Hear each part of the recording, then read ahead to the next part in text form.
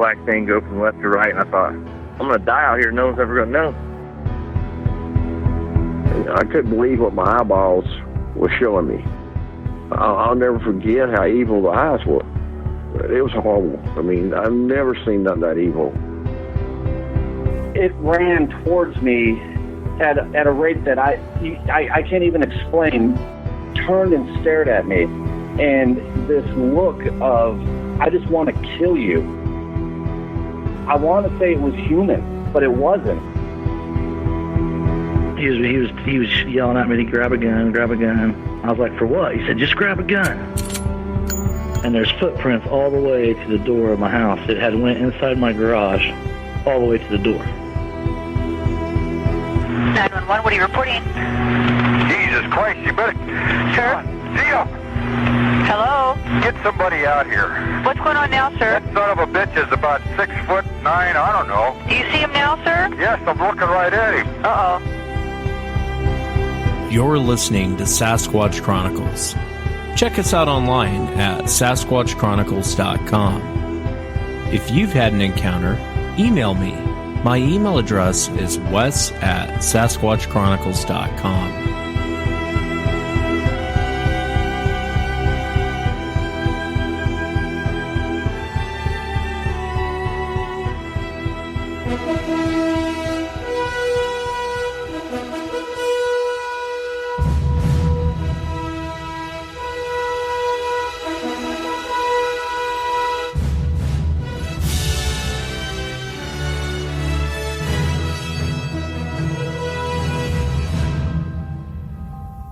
Bigfoot. Complete nonsense when people talk about it. It doesn't exist. That's what I thought prior to my sighting. In 1998, my best friend and I, Jesse, went on a hiking trip up to Rattlesnake Ridge to collect rocks for Jesse's geology class at Seattle University. We reached the gravel parking lot around 1 o'clock in the afternoon. Normally, this is a very popular spot. There's people everywhere. As we got to the trailhead, it was dead silent. No birds, no crickets, nothing. Very strange feeling. And I knew Jesse felt it too. Normally when we'd go on hikes together, we would sit and talk. This day was different. We never said a word to each other. We started our hike on the regular trailhead until we reached the opposite side of the lake. We continued, following the stream that led into the lake. Other than our own heavy breathing, we could hear nothing. We said nothing. Then we heard a loud slurping sound ahead of us. Very strange. Jesse and I both looked at each other with this look on our face like, what the hell? However, we continued for what seemed like another 10 minutes. The slurping grew louder, and now we could hear what sounded like a sigh in between each slurp. I don't like this. I don't like this at all. Something's not right. Our trail would intersect with the creek once again, just over the hill. At this time in the hike, Jesse was ahead of me, approximately 8 to 10 feet. Suddenly, as we came over the hill, Jesse froze in his steps, and I came up from behind him, alerted by his actions. As I approached him from his six, I looked over his shoulder and saw what he was looking at. Bigfoot's nonsense, right? It's a punchline.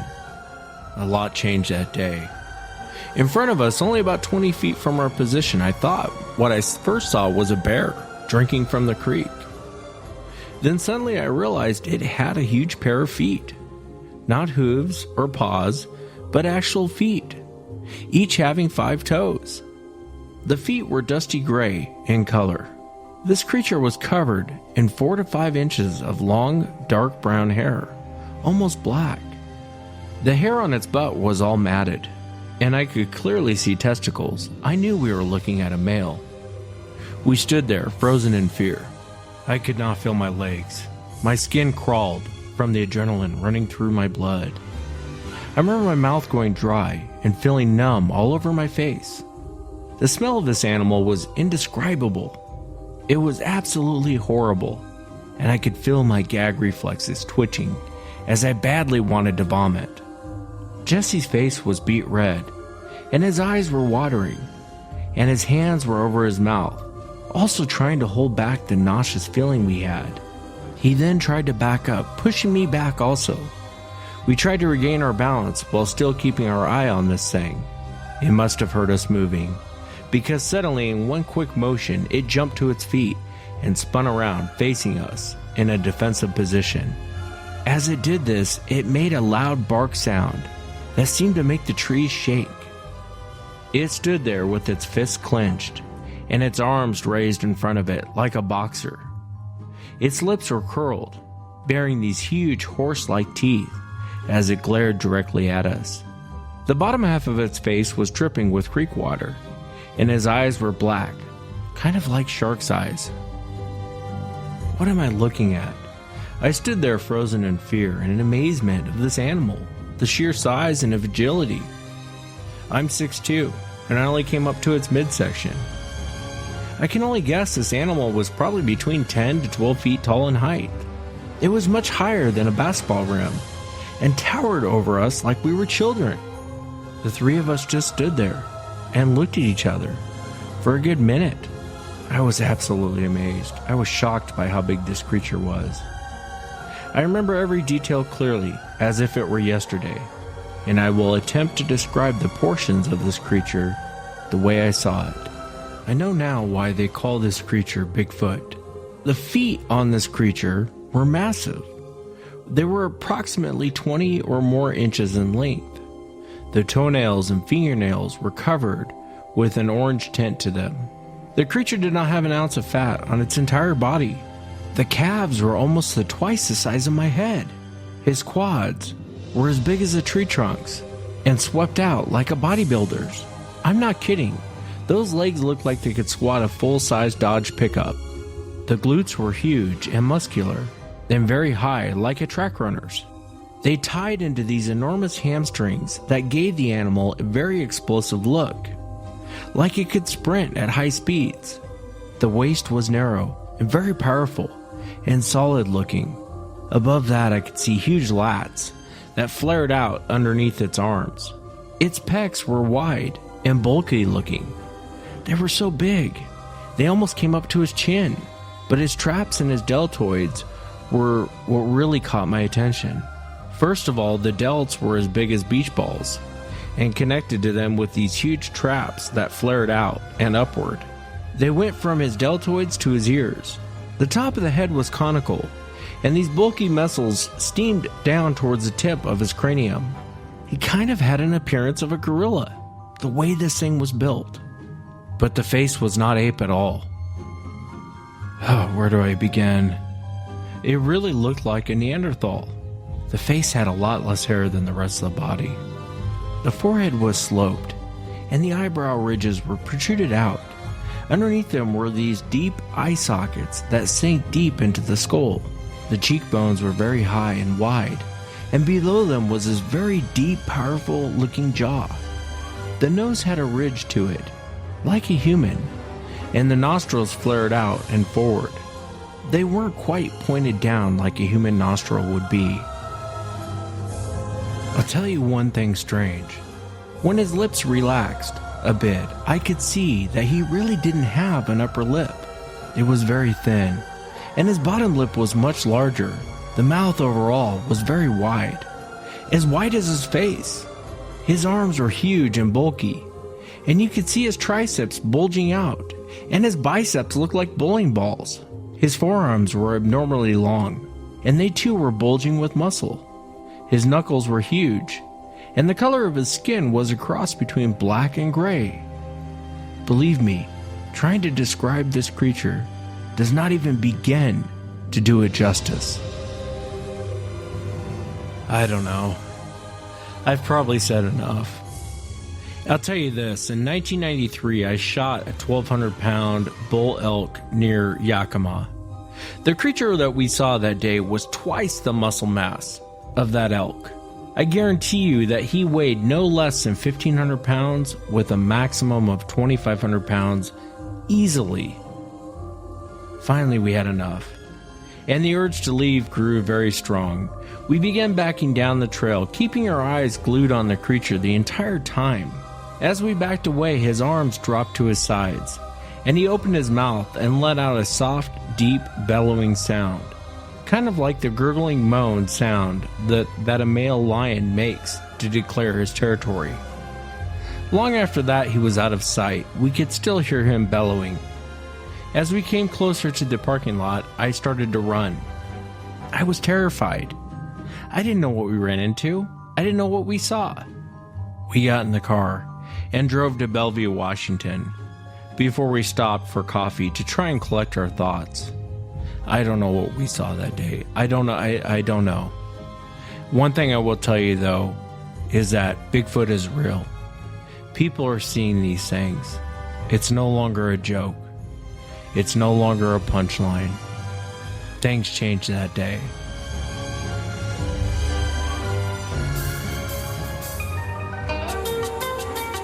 Welcome to the show, everyone. Thanks for being here tonight. Hope you enjoyed the retelling of that encounter. That's actually a real encounter that happened here in Washington State. And very interesting details. Very, very interesting details.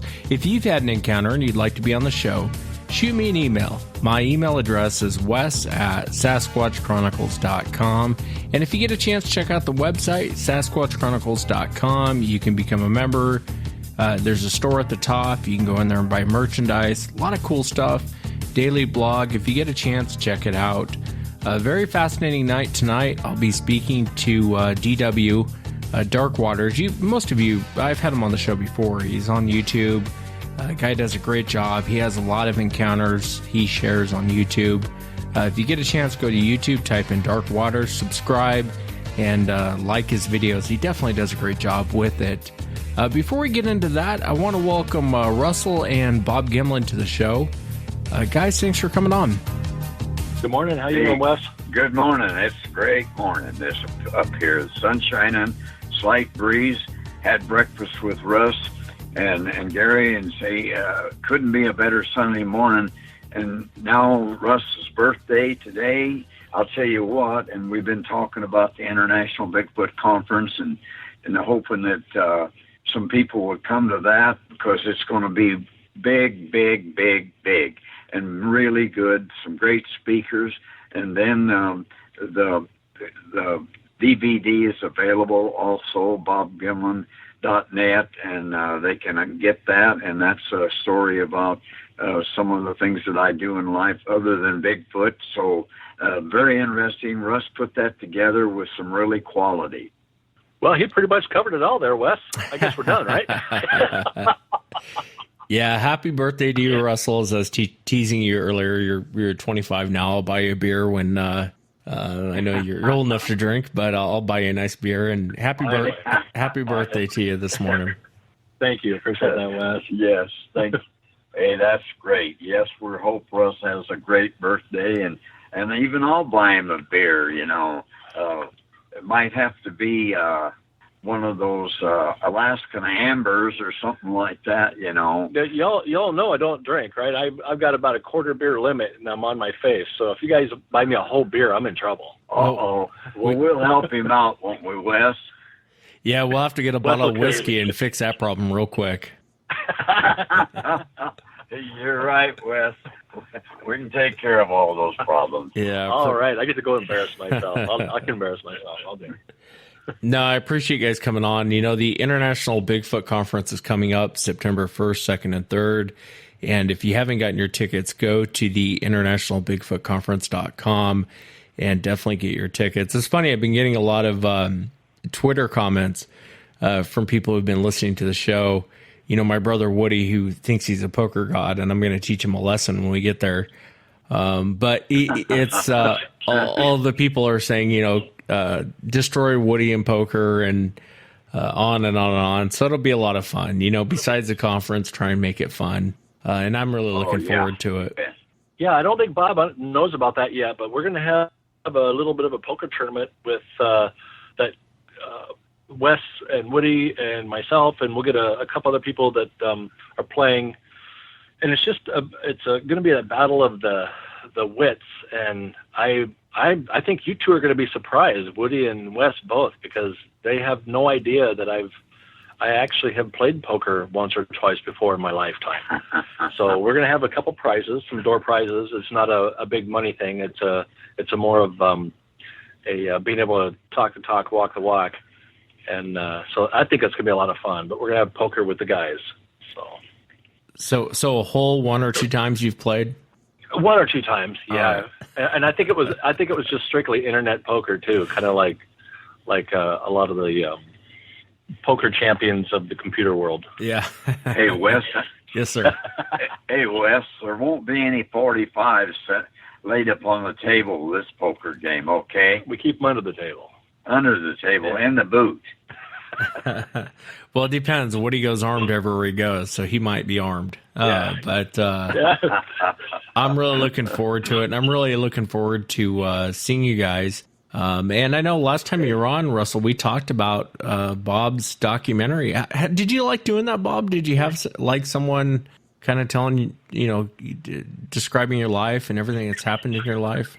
Well, I'll tell you, yes, Wes. Well, Russ does such an incredible job, and you know what his personality is. Hey, I do backflips, and I can't hardly do that for Russ if he asked me to. But let me tell you, he put a lot of work into it and did a lot of things, and I appreciate all of it that he did, because it was good.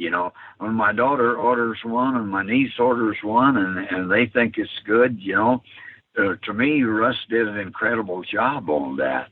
And, of course, with his International Bigfoot Conference, last year it was really nice and good. But this year it's going to be a grand slam, Wes. So we'll be glad to see you coming on up here and having some time with us, too. Always enjoy your company. So we just hope everybody has as good a time as we do when you get up here, okay? Well, we're the life of the party. When Woody and I show up, the party starts. You guys got to wait to start the party before we get there. Hey, Wes, don't crush Bob, okay? Just be gentle. Well, yeah, I'm hoping that Woody just has as good a time as everybody else is going to have. We're going to really be careful and not, with our big feet, we're not going to step on anybody's foot or anything. It's just going to be, hey, good buddy stuff, good friends, good relationship with friends, and everybody that comes will, like my old cowboy saying, we'll treat you so dadgum many ways you're bound to like one of them. Oh, it's going to be a good time, that's for sure. Yeah, absolutely. It's going to be a great time. And I had a blast last year. And I know, Russell, you started this documentary with Bob Gimlin. And if people go to bobgimlin.net, now I've only seen the trailer of it, but the trailer actually looks really good. I love the part where Bob says, take this job and shove it. And then he's walking off to his horse. That's my favorite part of the trailer. But I can't wait. Are you going to be selling it there at the International Bigfoot Conference? Because I've been wanting to order mine, and I thought, well, with shipping and everything, I'll just wait and buy it at the International Bigfoot Conference. That way I can watch it and not have to wait for 2 weeks for it to show up. Well, thank you, Wes. Actually, what we're trying to do is we're trying to get the internet sales to where they're. We're talking about having them there. I know that we're going to have his photos there. Bob, just a real quick recap here. We had 200 pictures of each of a series of 4. So we only have a total of 800 pictures.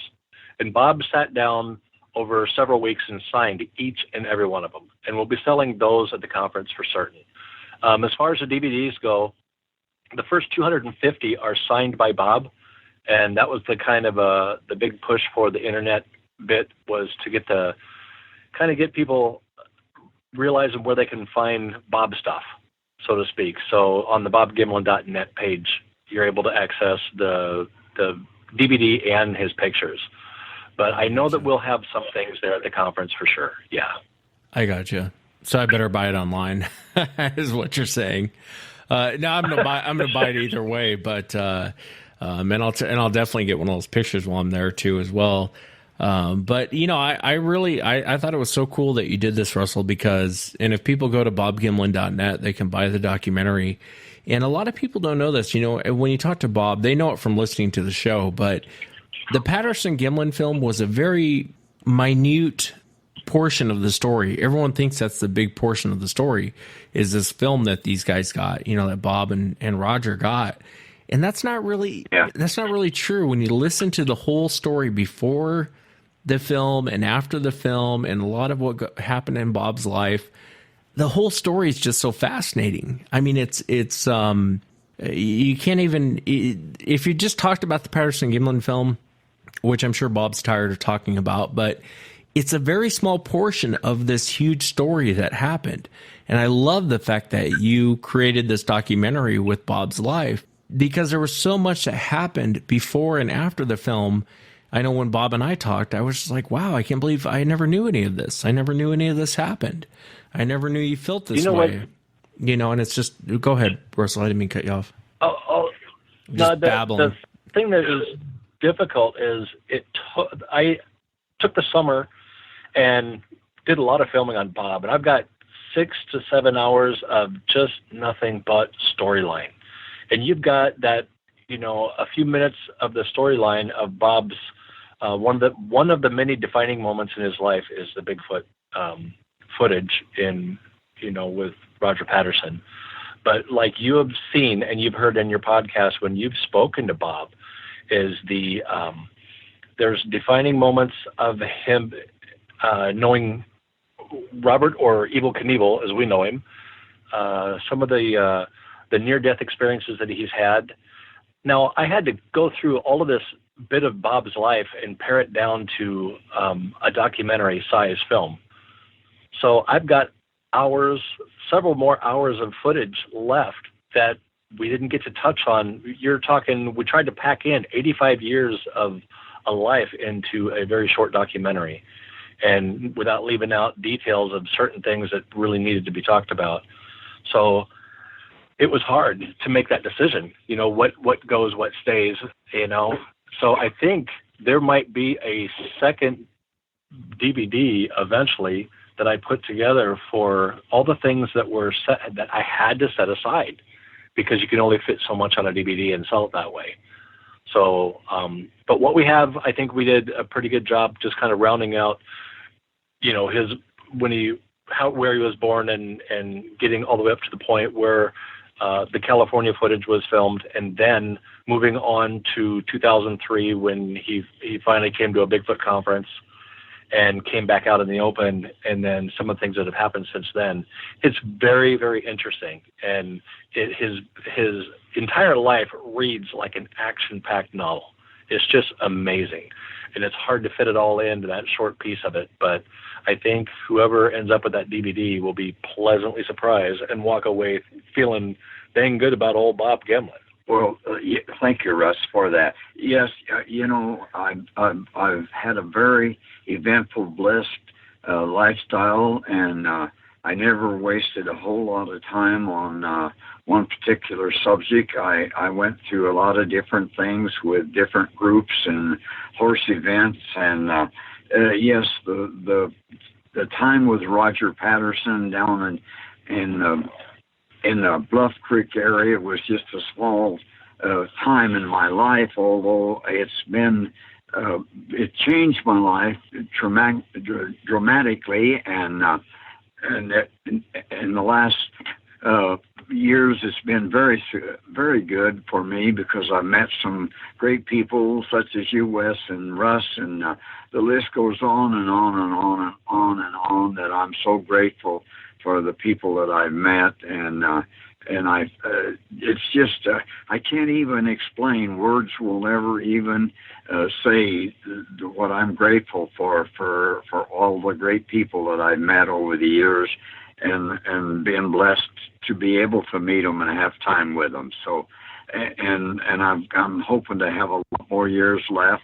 I'll be 86 here in October, but to me, that's just a start. I'm just going to keep right on going, Wes, and sure going to be a pleasure to have you up here and see you again.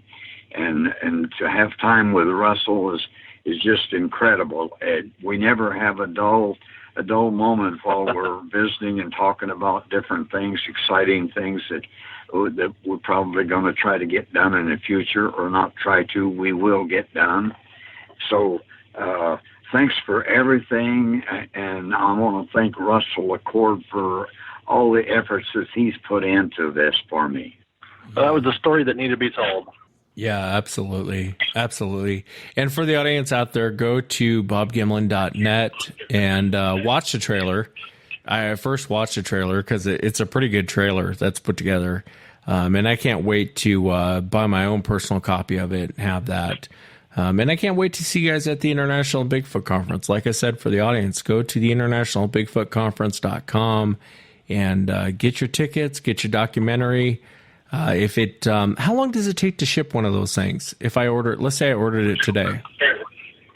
If you order it, it's still gonna take a couple of weeks. It's because we have to sign them. I got you.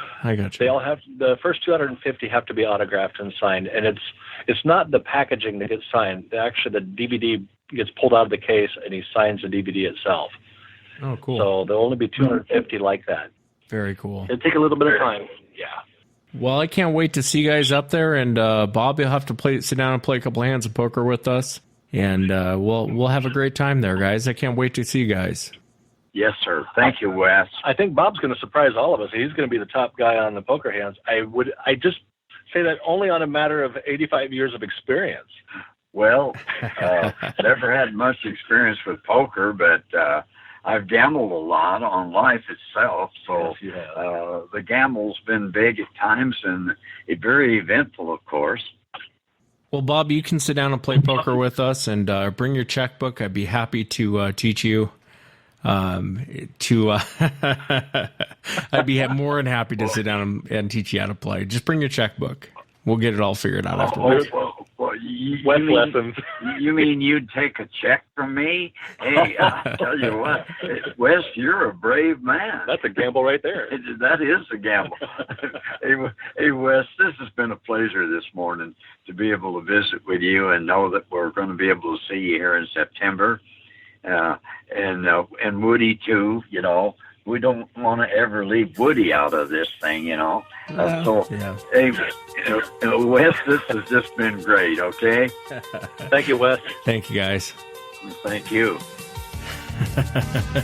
Thanks, guys. Appreciate you guys coming on. Let's jump into it tonight. Dark Waters. Go to YouTube, type in Dark Waters, and check out his channel. DW, how are you tonight? Thanks so much for coming on. Wes, I'm doing fantastic. How are you, my friend? It's good to hear from you. I know you and I talk a lot. And for the audience, if they go to YouTube and type in Dark Waters, you can come up with the Dark Waters channel. And this guy definitely gets some of the best encounter stories out there. And a lot of the stuff, I know he's got a backlog of stuff that he hasn't posted yet. But if you get a chance, again, go to YouTube, type in Dark Waters, comes right up. It's a great channel. I enjoy it. And DW and I, we talk a lot, so it's fun to have you on the show. Do you have any news stories you want to share with the audience? Yeah, I have a whole bunch of stuff that I would like to share. And for the record, I want to put it on the record that, Wes, you have been a strong ally of mine, since I've started doing this. And the funny thing about this kind of genre and industry is, when I first came in, I needed people to talk to give me advice. And you have been one of those people from the very beginning who has been supportive. And when I had an issue or a problem, we could talk, and you've been encouraging all the way through. So I really want to thank you for that, because there weren't that many people who did that. And you were one of the few who did. So I need to tell you officially in front of everybody in the world how much I appreciate you and tell you thank you, my friend.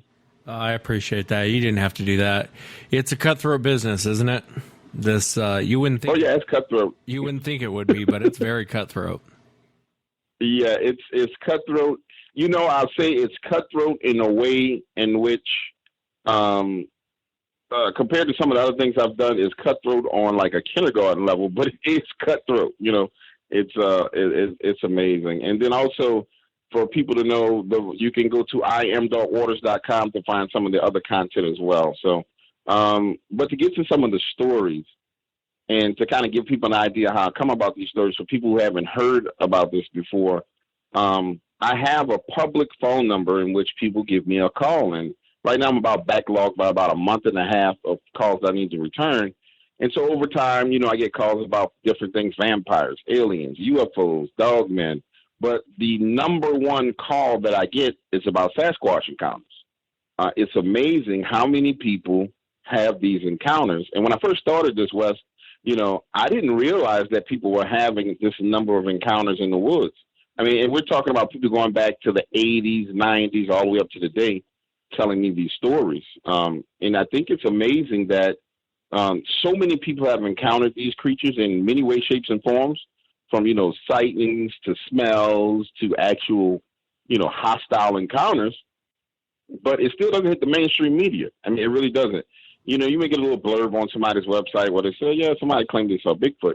But it hasn't hit the mainstream. But just from the sheer number of people I've talked to, it's a lot of encounters, more than anything else. It really, really is. Yeah, it's shocking, isn't it? It is. It's extremely shocking.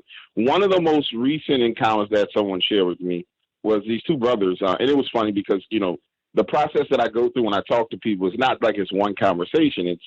It's multiple conversations. It's really getting to know the individual. And this guy, he really tripped me out because he was talking about his brother. And this is like 6-7 years ago. And his brother, they're both from Plano, Texas. And his brother was in love with what you call battle rap, where they got these rappers who do these rhymes. And so his brother, he and his brother are 15 years old. They're twin brothers. And his brother is driving him and his mom crazy because he's sitting around the house all day practicing these battle raps, knowing that he's never going to be a battle rapper. And so their mom tells him, hey, I need y'all out of the house. Go head over to the pond to go swimming. And he's telling me, he's like, DW, my brother is loose, a bunch of screws. We're walking over to the pond and he's doing a full-fledged performance. Like, he's rapping, he's got a stick in his hand. He's dancing. He's doing all this other stuff. He said, I'm just laughing at this dude because he's a clown, but he's my brother. And he's always being a little crazy. They get to the pond, jump in the water. The rapping brother jumps in, just throws his shirt off, and jumps in with his shorts and his shoes still on. The other brother, who's a little bit just completely different personality, takes off his shirt, takes off his socks, takes off his shoes. They both get in the water, and they're in this kind of mucky pond swimming and talking. Well, the brother who's telling the story says he feels something brush up against his leg. And I'm like, okay. And he says, well, the thing that brushes up against my legs, I'm thinking it's a fish because they're fishing this pond. And they're always fishing a pond. So I'm thinking it's nothing more than a fish. Well, he's like, look, man, my brother Eric is in front of me. And his brother told him to call him E-Money in these days. He's like, E-Money is in front of me rapping. And it was funny, dude, because he's kind of doing these lame rhymes that his brother used to do. And he's like, E-Money's right in front of me, and he's rapping. And then all of a sudden, he goes quiet. He's like, his eyes get huge, like the size of some potatoes, like huge. And he says, bro, something just grabbed my leg. And he's like, well, what do you mean something grabbed? I say, something grabbed my leg, literally is holding my leg. And he's like, man, my brother kind of wiggles his body, and the next thing you know, he's gone. He's running through the water, leaving out of the pond. And they're in like chest deep water, right to the bottom of your chest. And he said, he's wiggling, he's running out of the pond. He said, when I go to turn to run, he said, I have to turn to the left and I swing my right foot around under the water and something grabs my right ankle. And I'm like, what? He's like, yeah, something grabs my right ankle. And I'm like, well, what is it? And he's like, man, I don't know. All I could tell you is it felt like someone had a glove on made of sandpaper and they grabbed my ankle. And I said, well, what did you do, bro? And he's like, I started wiggling and shaking and I'm pulling. He's like, but it's strong. He's like, and it wasn't this huge, big hand. He said, but it was a hand. He said, I felt the thumb. I felt the fingers. I felt the pressure on the palm of the hand. And, he started describing the pressure that he felt as it clenched in. And I said, well, how did you get loose? He said, I kept pulling and it let me go. And he said, I run out of the water, get up to land. He said, so my brother and I are standing there and we're looking back at the pond. And he's like, you know how there's been a disturbance in the water and there's these ripples and these waves. And he said, we were watching the ripples and the waves in the water. Then on the far side of the pond, this arm comes up out of the water. And he's like, it comes up and then it goes down. And I'm like, well, can you kind of describe the arm? And he said it was like a hairy arm that came out of the water. And he was like, you know how a swimmer is swimming through the water and they take a stroke? He was like, it took one stroke and then it disappeared under the water. And I'm like, well, bro, how long did y'all stand there? He said, we stood there until the water was completely calm because we wanted to see what it was that came up out of the water, but nothing came up out of the water. He said, finally, my brother's like, dude, we need to go. So they walked back home. He said, we got home. We didn't tell our mom and dad. He said, we kind of talked about it for a little bit that day, and then we never talked about it again. And so he's told the story to me once, and he starts speculating on what it is. And I'm like, what do you think? It was like a ghost? What do you think it was? He's like, bro, I don't know. I said, well, did you smell anything? Was there any kind of sense that you smelled? So we're trying to determine what this thing is that grabbed him. And he tells me the only thing odd was when we were first walking, my brother was kind of rapping and dancing. I smelled this musty smell, but he was like, I only smelled it for a brief second. It was kind of like I smelled this musty scent and then it went away. And I was like, bro, I think maybe a juvenile Bigfoot was messing with you guys and pulled you trying to play with you under the water. And he was like, no, don't tell me that. I said, that's the only thing I could think of. And I was like, I went into the smell. I was like, tell me what did it smell like? He was like, like a musty, an extra musty human being. And he was like, it was a little bit of garbage smell, but it was more of a musty humanoid smell. He was like, it wasn't like when I, as a teenage boy, would stink and my armpit would stink. He was way stronger than that, but it was this musty smell. And that's one of the more recent stories that someone shared with me. And I know that Bigfoot and Sasquatch have been known to swim. I know they've been known to yank people on the water, but I think they had an encounter with a younger one that just messed with them. You know what I'm saying? Yeah, that's an interesting story. I know Richard, one of my listeners, had sent me, and I kind of had to walk a fine line with this because someone died. So you kind of have to be careful on your conclusion, especially when someone passes away. But it was in Toronto, and it was August 2nd. I posted it to the blog. And what happened is all these kids were out swimming in this well-known lake. And they all went through, in order to swim in the lake, you had to go through different they had to make sure the kids could swim. They weren't just going to throw them in the lake and hope for the best. And one of the kids had actually drowned in this lake, which seems odd to me because if you have 30, 40 kids, someone's drowning. I think of a pool and there's 20 people in the pool. I've seen where a little kid falls in and falls under and I'll dive in after them. Whether it's my kid or not, I can just see that someone's drowning. But what's interesting is what happened in Toronto was the guy that ended up surviving said he couldn't find his friend. His friend had actually gone underwater.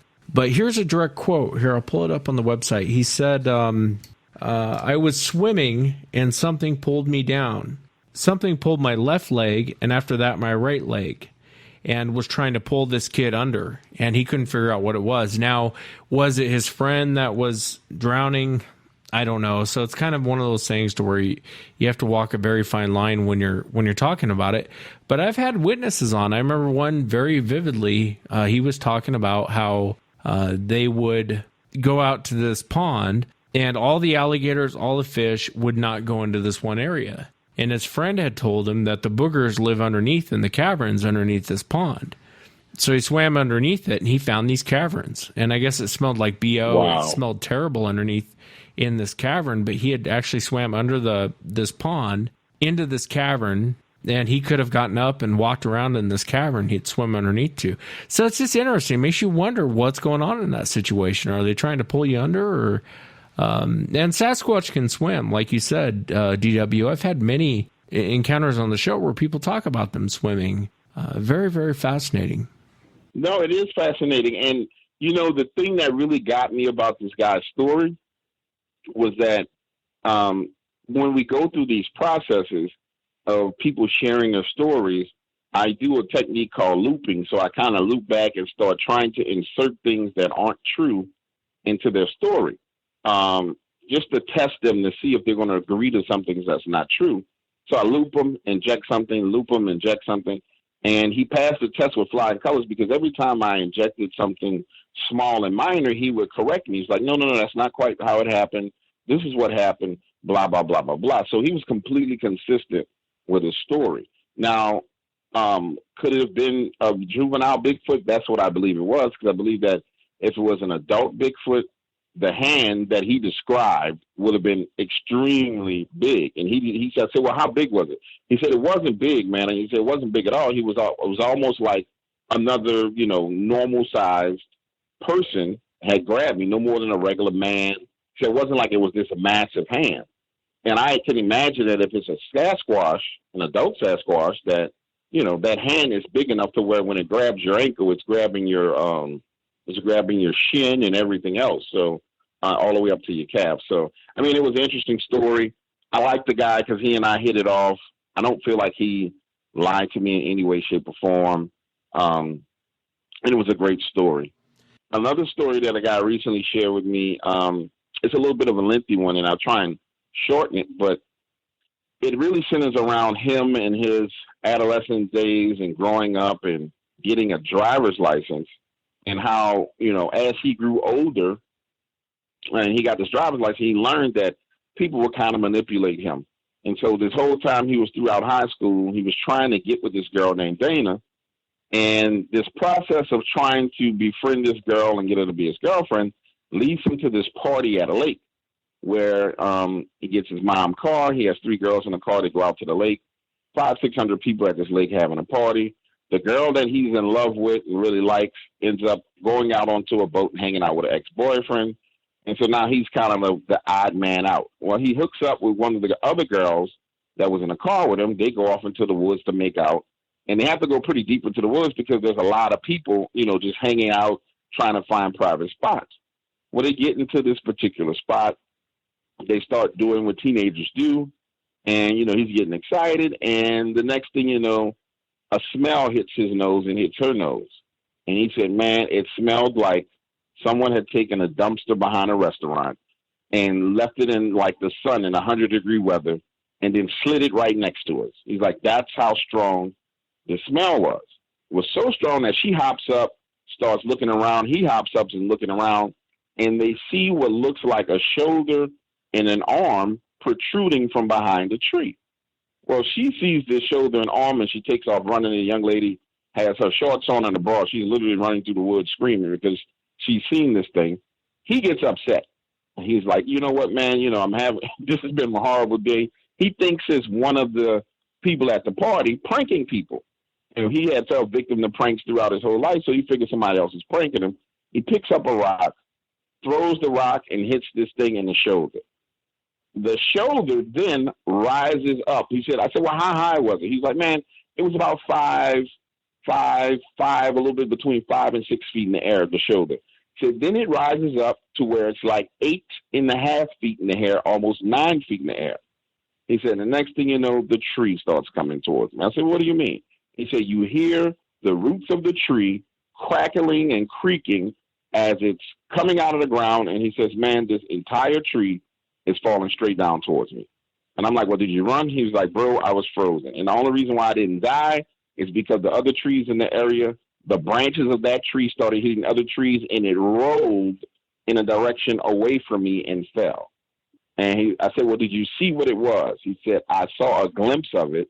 And he was like, I'm not even going to try and describe it because the glimpse was so brief that all I saw was a huge black mass, and it looked like I saw a distorted, twisted kind of face. He said, man, I turned around, ran back to my car. When I got to the car, the girl that had seen it with me was standing next to the car. We got in the car and left. She goes on to tell him that her dad had been telling her stories about that lake area for years because teenagers had been going there for years, and that people were encountering Bigfoots and for years at this lake, and people were kind of drowning and going missing in the area for years. And her dad had actually warned her about going there because of this very thing. And he was like, bro, it was funny because like, bro, Bigfoot hated on me, man. I could have got me some, but Bigfoot was really hating on me that day. I said, dude, you had a horrible encounter. I said, you really did have a horrible encounter. Not horrible in the sense that, that it was so frightening and so scary, but just that whole day, he went through this emotional roller coaster because he was excited. The girl that he wanted, he was finally getting her to go with him somewhere. Turns out she uses him. Then he hooks up with another girl. he's getting excited about what's going to go with her, and then he sees Bigfoot. I was just laughing, it was crazy.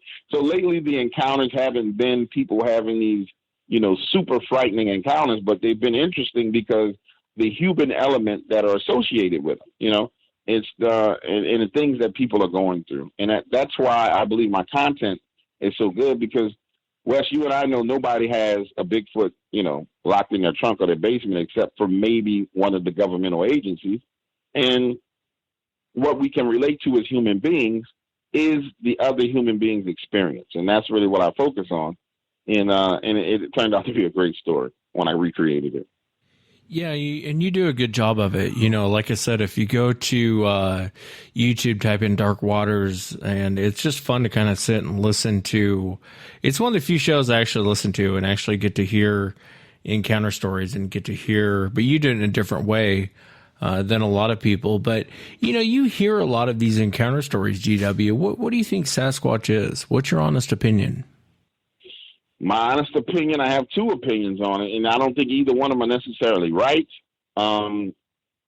Me being a religious man, I really do believe what was stated in the Bible and the Gnostic books of the Bible, the ones that were kind of taken out, is that at some point in time there was a fall. And that in the Word of God it says that the fallen angels corrupted everything that God created, the seed of God, and it corrupted everything. And I think part of me believes that it's that result of that corruption.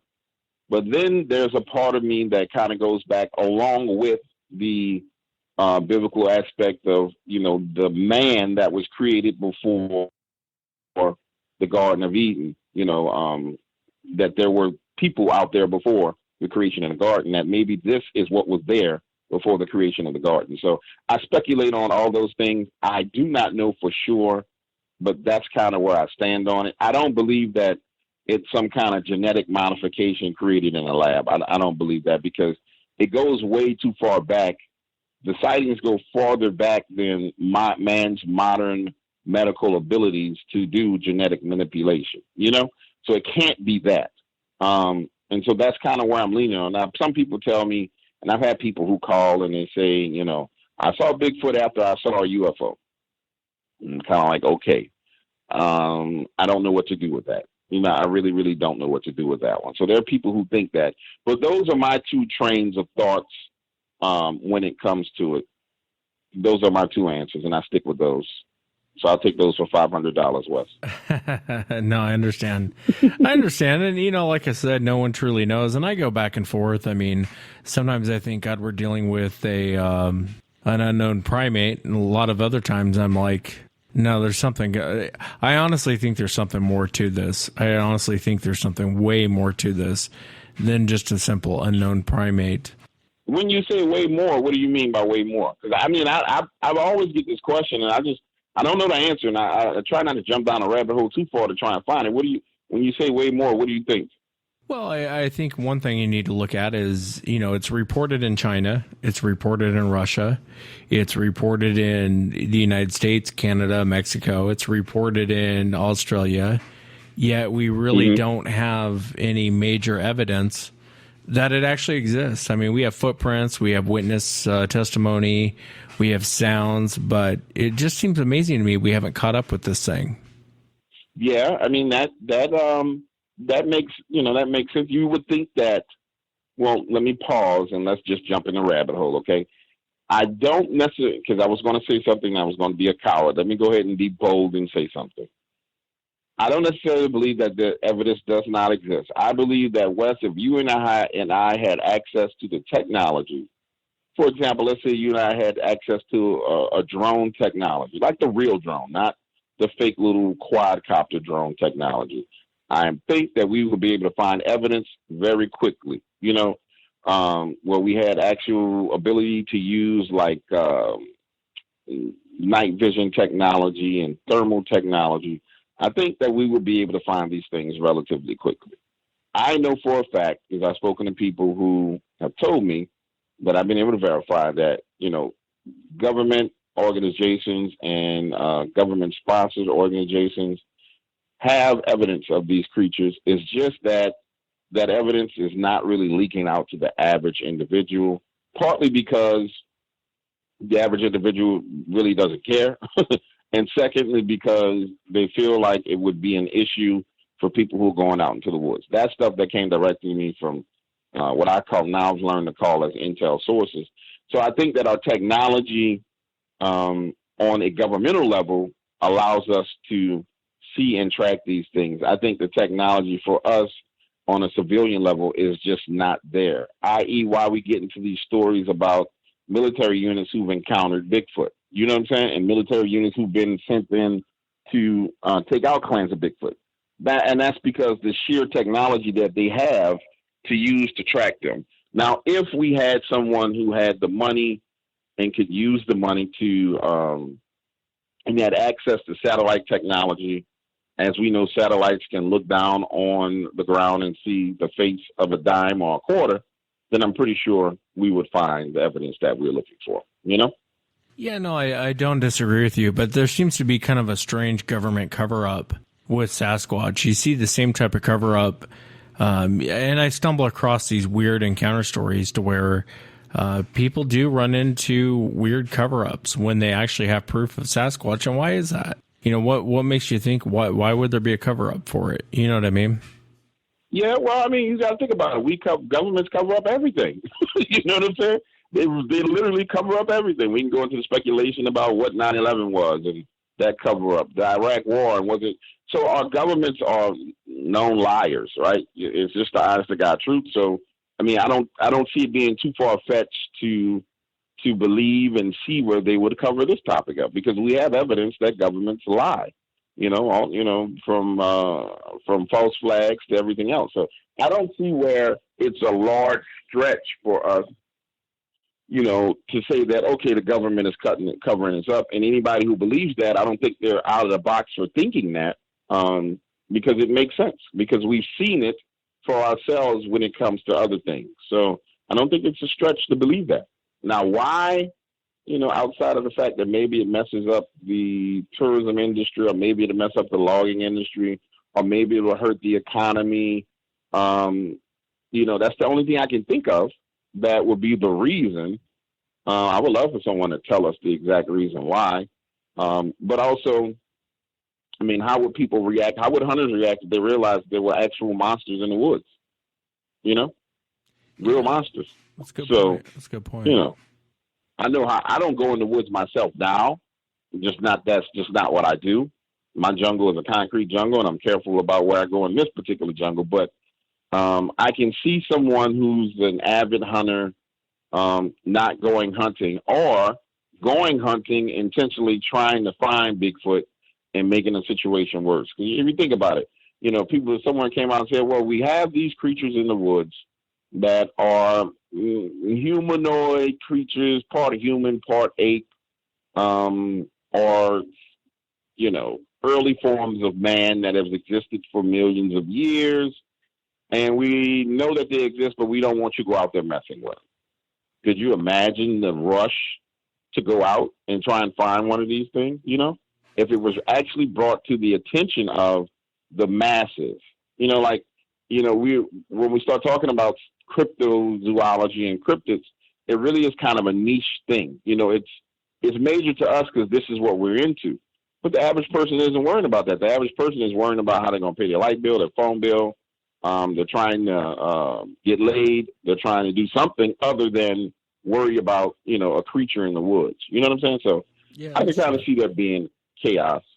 Yeah, I would agree with you on that. I definitely would agree with you on that. Did you have any other stories you wanted to share? Yeah, I had one more story that I thought was relatively decent. And this was not necessarily a Sasquatch story, but it's a Dogman story if you want to hear that one. This gentleman that I talked to, man, this had to be, we were in what, August? So this was maybe March of this year. He calls me and we start talking. It's after I release a Dogman story, and he's like, hey, man, you know, I want to tell you my Dogman story, but I tell you up front that, you know, I am currently an alcoholic. And you may believe that because I drink that I'm not telling you the truth. And I say, hey, man, you know, I respect everybody's story. If I don't believe you, I'm not even going to tell you I don't believe you, but feel free to share your story. And so he goes into which was what everybody does. They go into their problems and issues first. So he goes into why he was such a drinker, and he was having problems in his relationship. He had lost his job. And he goes into the fact that he got a DUI and that he continued to drink. Well, he goes out to this bar, goes drinking, and he's driving home, which he knows he shouldn't do. And so he says, well, DW, I figured the best thing for me to do, instead of getting another DUI, because the police actually in a small town know my vehicle and they will pull me over, I figured what I should do is pull over and sleep it off. He's like, nothing's going to happen. So he pulls over, hops in the back seat, locks the doors, leaves the car running, lays out in the back seat, and tries to kind of sleep it off a little bit. He's in a horrible relationship with his wife. She don't even care if he come home at all. She's like, I don't have nothing to rush home to. I really don't care. He lays in the back seat of that car, and he says he lays on his right side and kind of curls up a little bit with his head on the back passenger side door area. And he says, man, I was laying there, and he said, I don't know how long I had kind of been asleep. He said, but I start to hear what sounds like someone pulling on the doorknob of the car, the little door handle. He said, I start to hear what sounds like someone pulling on a door handle. He says, but I'm asleep and I'm waking up, but I hear it and I know I'm hearing something. He's like, I'm thinking it's the police, because I'm on the side of the road. I'm thinking it's the police. He said, I'm thinking that I've been sleeping so hard that I shined the light in there. And he's like, man, I really don't want any problems. He said, so at first I kind of ignored it. He said, then it got harder and it got harder and it got harder. He said, so I start to open my eyes. And he said, I'm laying on my right-hand side and my eyes kind of look up towards the left. And he said, first I see fur. And I'm like, really? He's like, yeah, it's like this black fur. I was like, well, describe to me the lighting situation, because if it's on the side of the road and it's dark, you shouldn't see anything, right? He says, no, it's a clear night. The moon is out. I can see this fur. And I'm like, all right. Well, what happened next? He said, I'm thinking to myself that I'm dreaming. I'm dreaming. I've been drinking. I'm tripping. He said, I close my eyes real quickly, and then I hear it again. He said, now I'm pretty much woke and I know I heard it. And he said, so I look up again. He said, that's when I see this gigantic dog head in the window. I said, well, what do you mean? He's like, looked like a German Shepherd, dark black fur. He said, I could see the snout and the nose right in the window. He was like, and it was this elongated snout. I'm like, well, go more into detail about it. He was like, whiskers, snout. And he started describing the moisture on the nose. He started describing how the actual window fogged up as this thing breathed. And he said, man, I froze for just a split second.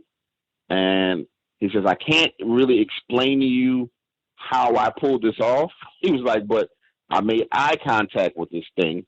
And he said, it kind of looked at me and then it showed its teeth on his left-hand side, like it rolled his lip up on the left. And he said, bro, somehow I jumped up in the car. He said, I remember hitting my head on a ceiling. He said, then my head angles towards the front seat and my upper body ends up under the steering wheel. And he said, I'm realizing that I should have went feet first. He said, so now I'm swinging my legs up over it's like I'm swinging my legs up over the passenger side seat and twisting and turning. He said, dude, it felt like forever. And I was so afraid to look back in that direction. He said, but it felt like forever before I can arrange myself and get my feet in there to where I could pull off and drive. He said, so I finally got my feet in there, and he said, I speed off, and I'm gone. He said, man, I got home, and as soon as I pulled up in the driveway, he says, I hopped out of the car, and I walked around to the side where, that door handle was. And he said, man, there was this saliva on the window, and he was like, and I could see that something had been there. And I was like, bro, that's scary. And he was like, well, what do you think it wanted? I said, I don't know, bro. I said, because I have these encounters with these creatures, man, they vary in so many different ways. I said, clearly didn't want to kill you. I said, because it would have just broke the window and took you. I said, it could have probably ripped the door off if it wanted to. I said, I think it was just screwing with you. And he's like, well, do they do that? I said, yes, they do screw with people. I said, and mess with people. I said, I've talked to a number of people that these creatures they just screw with them. And then they let them go. And he was like, well, I listened to your channel, and man, I've heard some real hard stories. I said, that's because I highlight those stories. I said, but the majority of the stories are people, it messes with people and scares the hell out of them. I said, I think it really gets enjoyment out of it. And I said, I'm pretty sure it got a kick out of watching you flip around in that car like a fish. He was just like, yeah, man. He's like, I don't know how I did it. He said, but, I still drink. He said, but I don't get drunk to the point to where I can't drive home.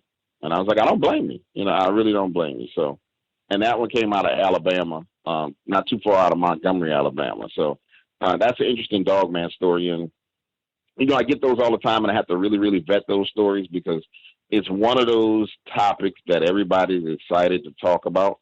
But, he was just, his honesty bled through the phone. And as he told the story, because he literally told me his whole life story, why he was drinking, how he lost his job, how his wife was cheating on him. And he just bared his soul to me. So I knew this man wasn't lying about what happened, because you don't bare your soul in the way in which he did, and his psychological scars about his mom and his dad. And he just told me everything. It wasn't like I had to pull it out of him. It was almost like therapy for him. He was like, man, I have somebody who will listen to me and who listened to what happened to me. And that's that. And then I called him back just to test the story. And he's sitting there watching TV with his friend. And I get his friend on the phone. And I'm like, yo, how long have you known? He said, man, I've known this man my whole life. Do you believe what the story that he shared? He said, man, he told me that story and he was traumatized. He's not the type of guy to lie. He's like, he's just not a liar. And I was like, okay. So it was an interesting dog man story. I'm glad it worked out the way it did, because it could have ended terribly. But it didn't, it wasn't a violent encounter. It was just one of those ones where they scare people to death. Yeah, I don't know. I don't really have that. I would say most people I talk to don't want to come on the air and don't want to share it publicly, but want to tell you their stories privately. Do you have a lot of people that come on and you feel like they're lying to you? Yes, I do. I come across people who are, and you have to realize, I'm talking about like my phone rings, oh my God, all day long. It starts ringing at like 6 o'clock in the morning with stories. So I do come across people who, they want their story told in more of an exaggeration than just a flat out lie. And I guess that's the best word to use, is more of an exaggeration. So one guy told me a story about a dog man encounter, and I knew where the encounter stopped, but he added 10 more minutes of story to it. You could tell he made it up and exaggerated that particular portion. Did he see something? Probably yes. But the rest of it, it was fabricated. And I knew it was fabricated because it was kind of consistent with, like, he had taken a whole bunch of other stories he's listened to and then kind of mixed it all up and made it a part of this particular story. So, yeah, I do run into people who exaggerate. And then I have had a spell where people went through this thing where they were trying to get me to tell an untrue story. It was kind of like I had about a 3-week period where people were just calling, lying to me. But it was only associated with Dog Man. They were calling just flat out lies. And they were saying, are you going to do my story? You're going to do my story? You're going to do my story? And that was kind of an organized thing where it was like, oh, we're going to get him to tell a fake story. Then we're going to come out and say that his story was fake and we made it up.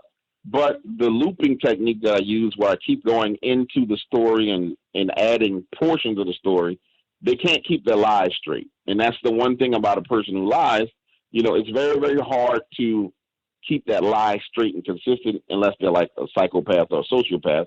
They can do that. But it's hard for them to keep that lie straight, especially with the things that I do where I call them at random times. Hey, man, how's it going? What you up to? You got a second? I had a question for you.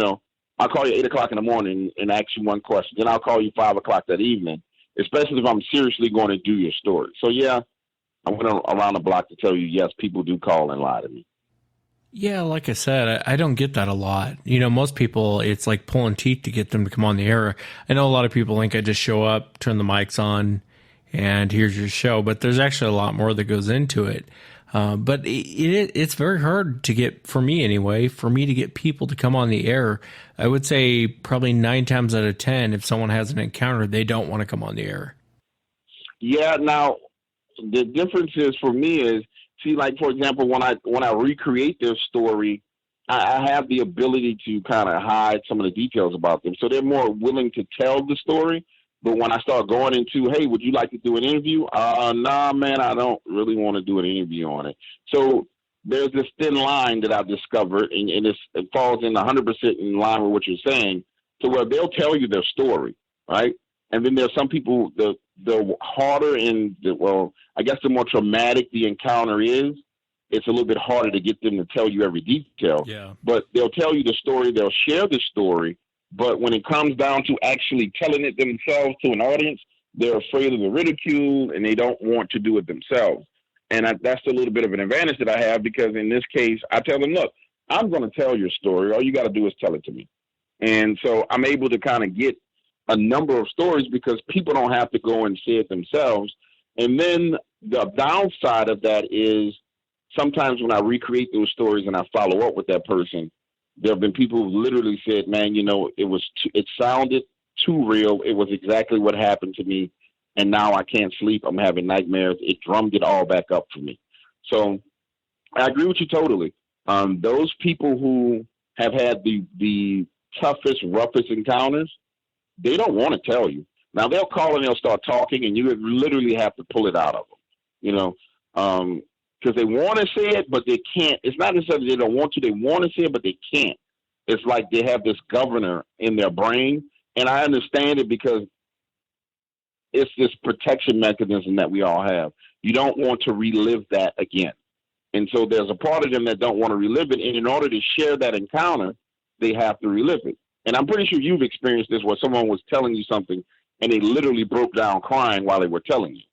Oh, many times. Yeah, many times. I've talked to people on the phone, and I can't even tell you how many times someone breaks down and is telling you their encounter. And for me, it's kind of an odd place to be because I'm not really qualified to handle this. But it's a real connection you have with that person when they break down, and you almost feel entrusted with what happened to them, their encounter. You almost feel like you're entrusted with it. And it means a lot to me when someone does that. It really, really is. When I first started doing this, the first time that happened to me, I'll be honest with you, if I didn't have the little training that I had to kind of switch subjects real quick, I would have not known what to do. And over time, I've developed a system where I can tell when a person is getting emotional. And I just tell them, I say, hey, we need to take a break. Stop right there. Let's stop right there. And I'll start telling them stuff about me, and we'll get all the way out of the moment.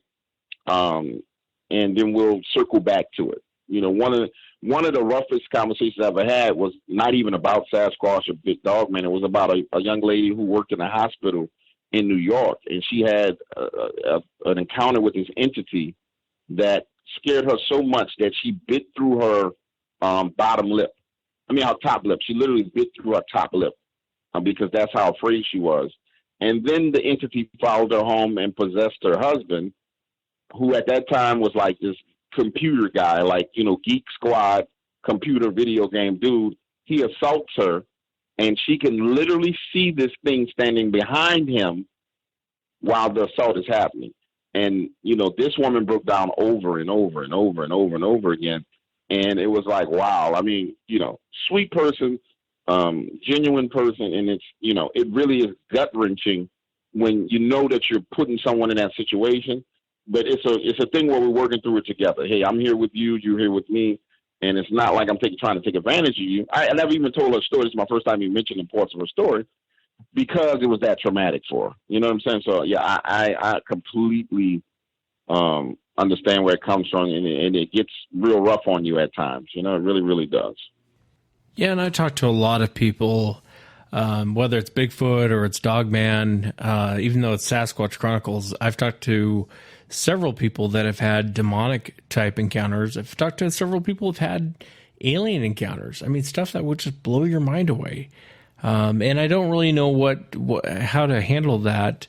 I would say out of all of the categories, Sasquatch, Dogman, demonic, or alien, I would say demonic is hands down probably some of the worst stuff I've ever heard. What's your take on that, GW?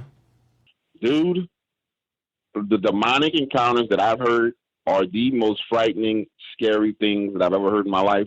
Everything that has ever manifested and physically bothered me once I've had a conversation with a person has been directly associated with holding a conversation with someone who's had a demonic encounter. So much, Wes, that I refuse to hold the conversation anymore with anyone who's had a demonic encounter or demonic attachments. I don't do it. It's a stern rule. It's like the Great Wall of China for me. Don't call me with that. Don't talk to me about that. I don't want anything to do with it. That's how bad it's been when I've dealt with that with people. I mean, it's been terrible. I quickly learned to refer people to some demonologists to get help. Quickly learned, because those people who have these attachments and these encounters, you never are able to tell, Wes, who it is that's reaching out to you. If it's that actual entity itself reaching out to you because it wants that your story, or to use you to manifest, use you as leverage to get it attention and give it more power, or if it's that person who's actually reaching out to you because they have the issue, and there's no way of telling. Absolutely no way of telling. So I learned that very, very quickly in the beginning. So you're saying you've actually had demonic experiences based on a conversation with someone? Is that what you're saying? Absolutely, Wes. Absolutely. I am sitting here right now.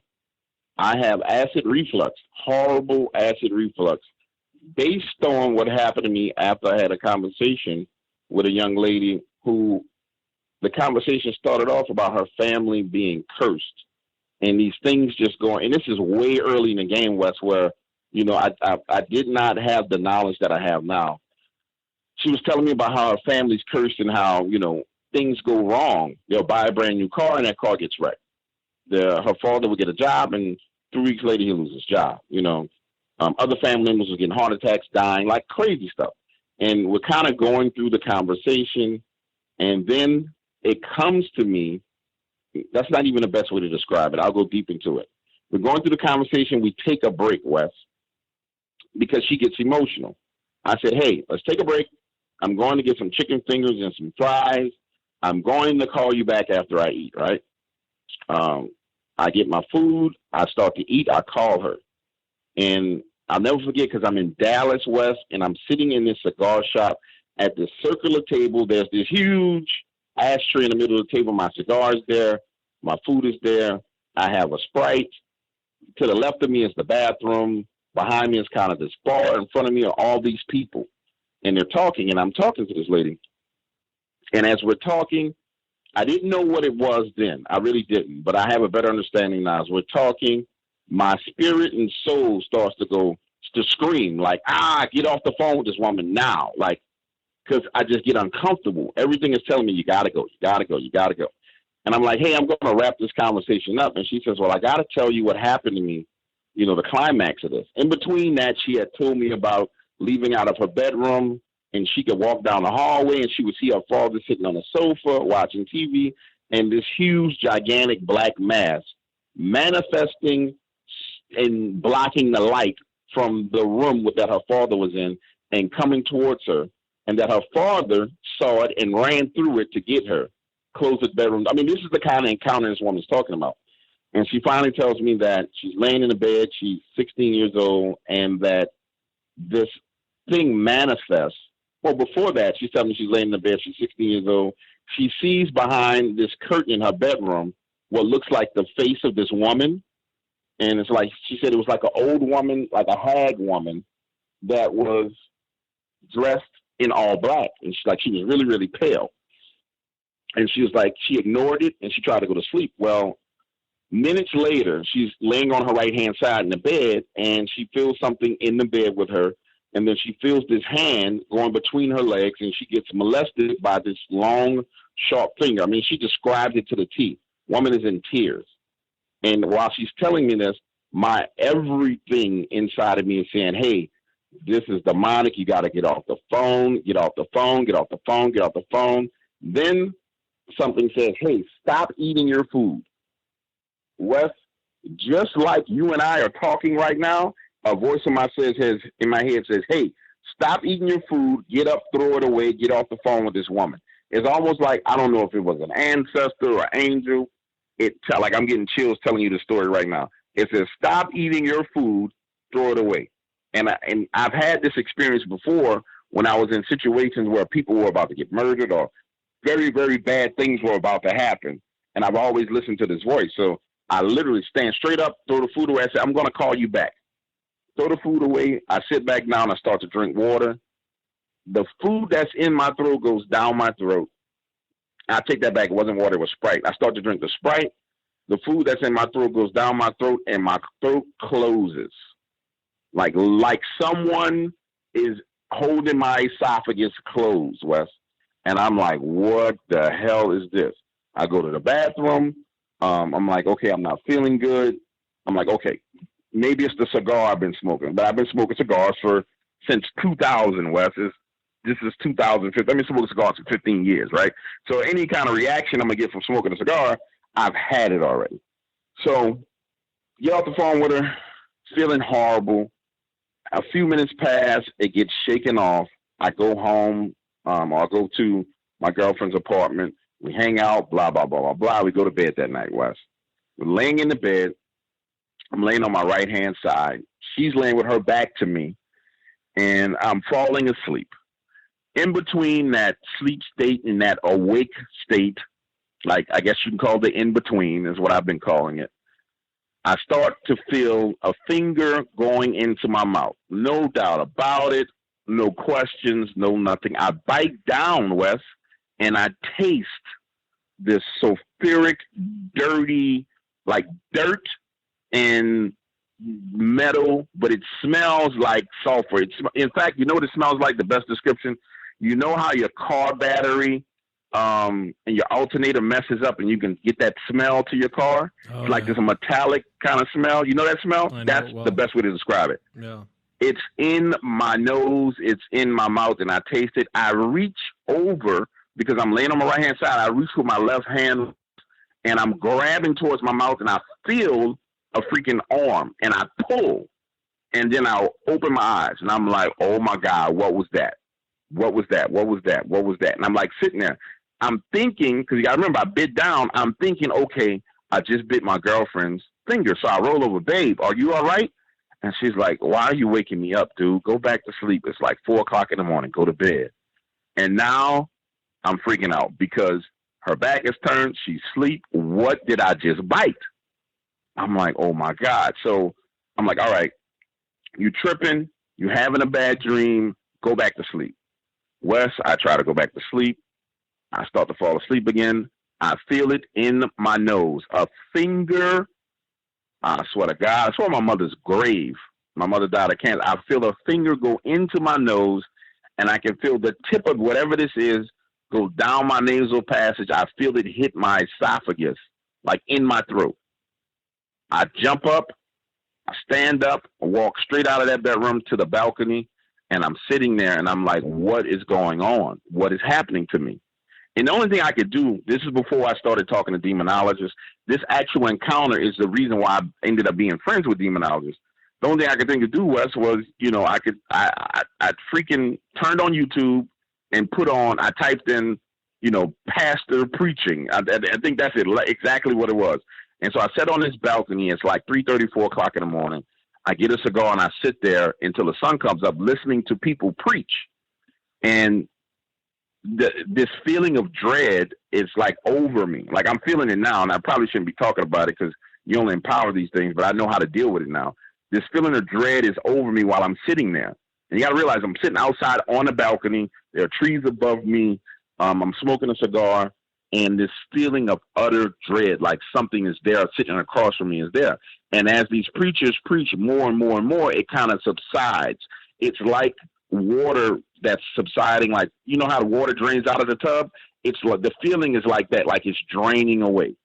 It drains, and then it gets to the base of it, and it's still this little underlying feeling there. The sun comes up. I go inside. I go to sleep. My girlfriend wakes me up. She says we need to eat breakfast.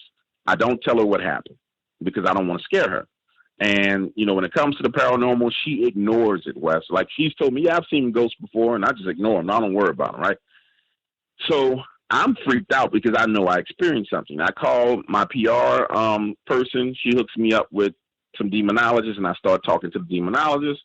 The guy starts laughing. He says, "You know what you did?" And I'm like, "No, what did I do?"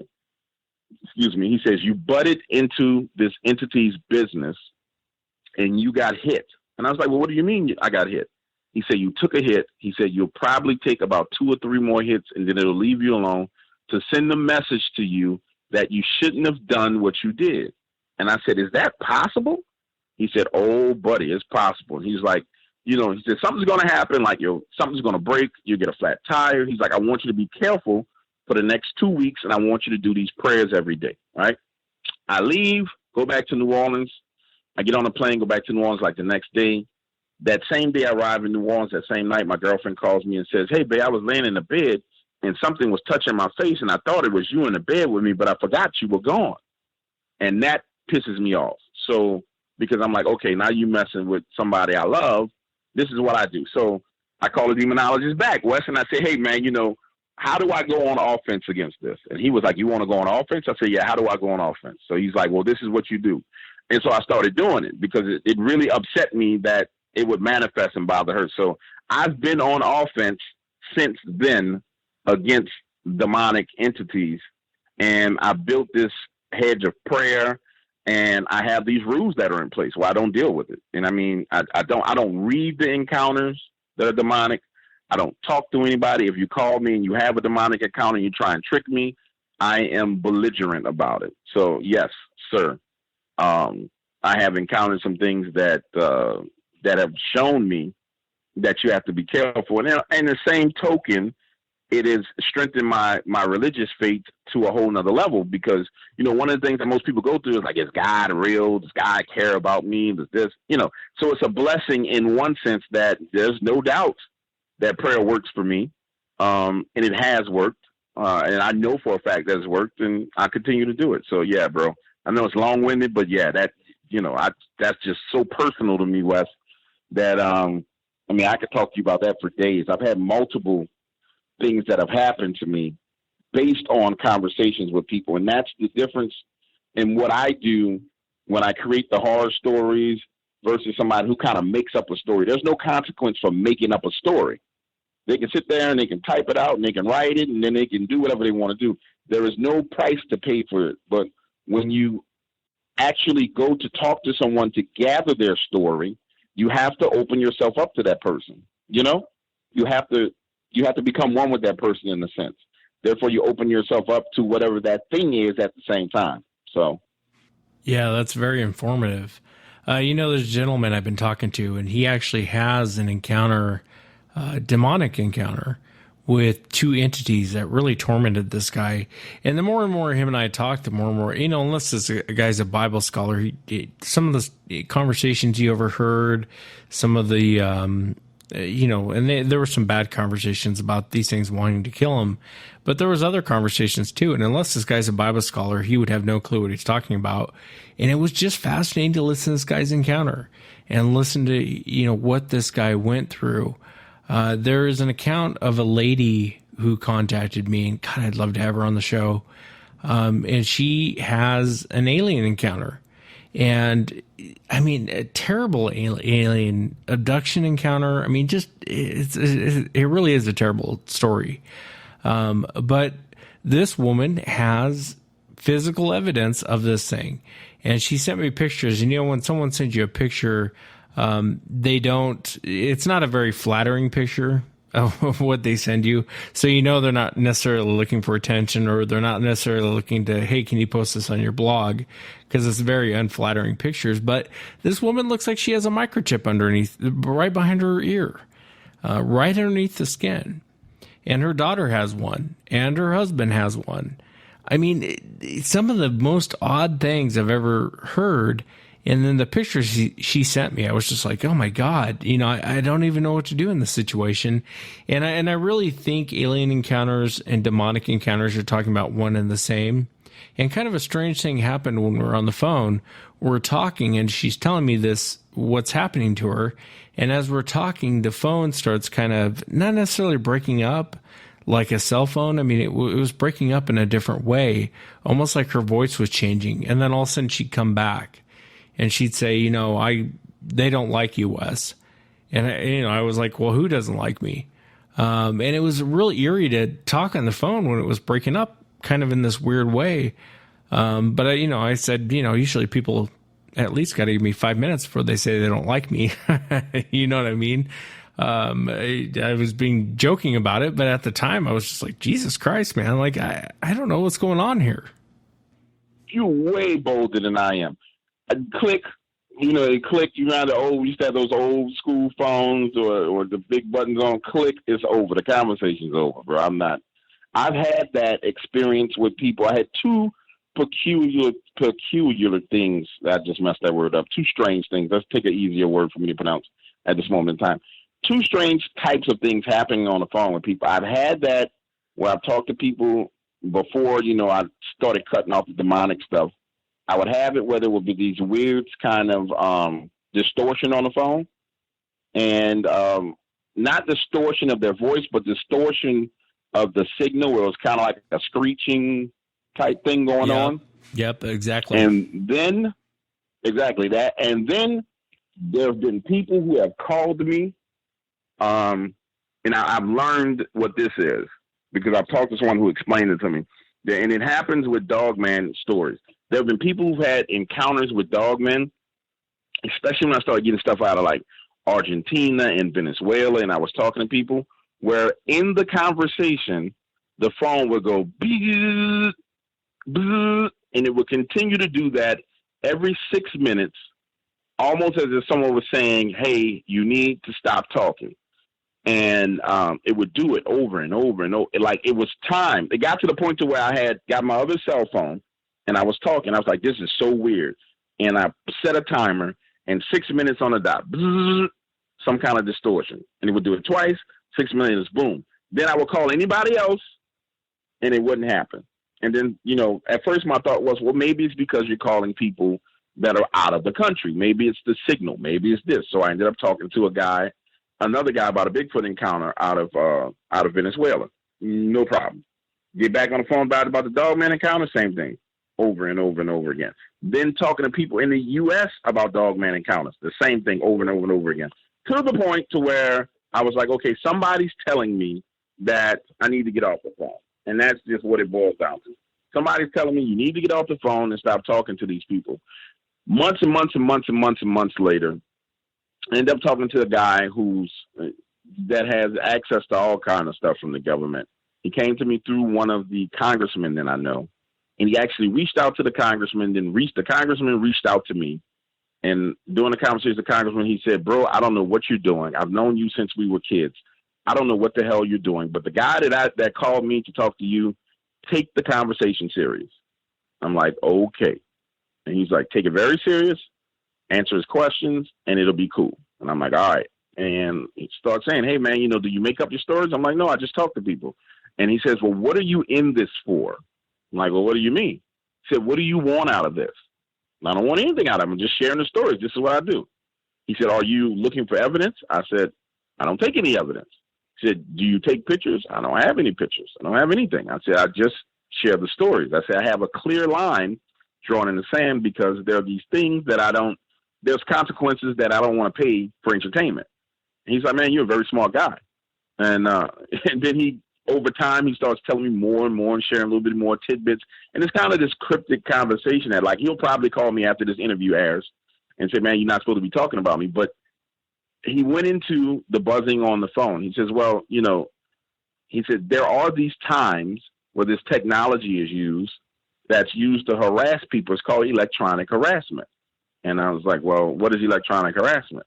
He said, it's a way of getting people off the phone when they don't want you to talk. And he said, electronic harassment occurs at 6 minute intervals.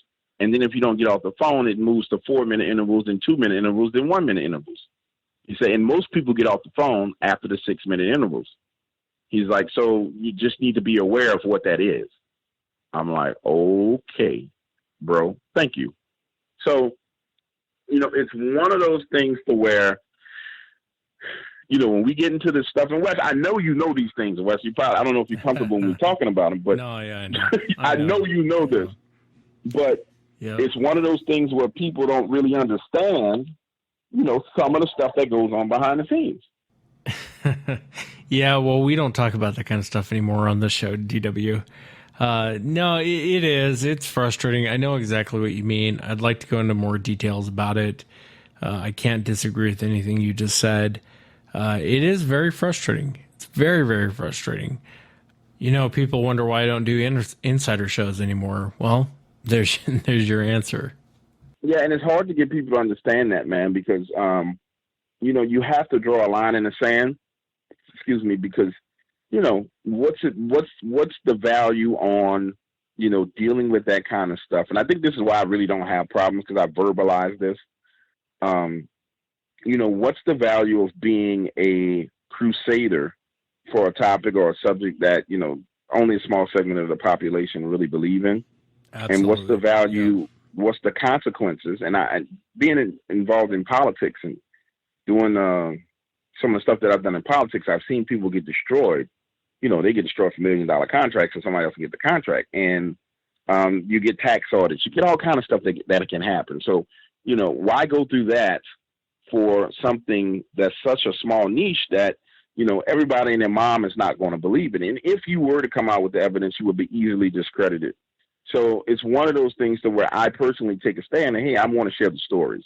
Now, if you want more than a story, if you want more than entertainment, I'm not that guy, you know, but I'm going to entertain you with what I know. But, you know, we're not going to get any further than that, because I'm the only person that's going to pay that consequence. You're not. You know, I'm the only person who's going to have those auditors going through my last 15 years of tax returns looking for something. You know, I don't want to deal with that. Yeah, I really don't want to deal with that. So. Yeah, I've run into that problems before. You know, anytime, like, for instance, you have someone from the military on and they want to share information about Sasquatch, and a lot of these situations just kind of blow up in your hand. You know, a lot of people ask me why I don't do a lot of insider shows anymore, and it's just a huge pain in the ass. I mean, I don't know how else to put it.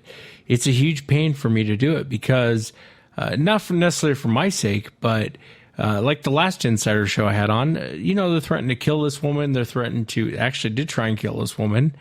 And she is a government insider. I mean, she sent me all the documentation, and a lot of stuff happened behind the scenes most people don't realize. And I took all 3 shows down. I took them all down off the website. And, you know, I just said, this isn't worth it. For Sasquatch, it just doesn't make sense. And that's a smart thing, Wes. You know, it really is smart, because you have to draw the line. And you have to verbalize that. I've discovered that even deeper. Did I ever tell you about the white car that sat outside of my house for a week? Did I ever tell you that? You know, yeah, we're going to talk about it because now. Tell me. But did I ever tell you that story? No. Tell me. Earlier on, right after I went to Coast AM, I was doing a whole bunch of dog man stuff. And a guy called me, said he had evidence of dog man. And we were just talking. You know, he's like, well, I'm going to give you the evidence. I'm like, no, I don't want the evidence. And he's like, well, I'm going to give you the evidence. I'm going to send it to you. Don't send me the evidence. Guy knew my address, the whole 9 shebang. He, like, you know, he knew how to find me. He knew my real name, government name, the whole 9. And he's like, I'm going to send it to you. I'm like, bro, listen to me carefully. Don't send me a damn thing. You know, and we're going back and forth. My sons are here. My youngest son comes to me, says, Dad, there is a white car parked outside of the house with a guy in the vehicle. And I'm like, and outside of the house, he meant like on the side street next to the house. And I'm like, okay. And he was like, you know, you've been asleep, but this guy's been out there all morning. He keeps looking at the house. I'm like, really? And he's like, yeah. So I'm like, whatever. Well, we'll let a couple of hours pass, and if he's still there, I'll see what's up. So I come out on the porch, smoke my morning cigar. He makes eye contact with me, kind of looks at me. And he's like on this little pad or something, right? Like a little computer or something. And I'm like, okay, you know, whatever. I go back in the house because, you know, I'm in the middle of the city. It could be anything. Go in the house. I cook the breakfast. We start eating. We play a few video games. And I'm thinking that this car is going to be gone. Well, it makes no sense for it to be there. Well, come back out to do my midday smoke. And guess what? The car's still there. Guy makes eye contact with me, rolls the window up. And it's these completely blacked out tinted windows. You can't see nothing.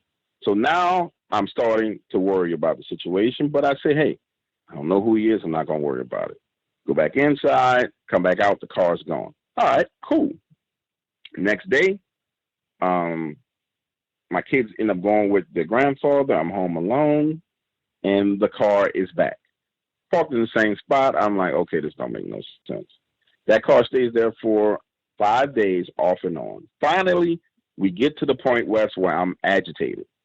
And I sneak out of my basement door with my weapon. I circle around the side of the house, and I come up on the back side of the vehicle, like on a driver's side door on an angle. I know he can't see me. I say, hey, man, you've been sitting outside of my house for a very long time. Why are you here? Wes, this man does not flinch.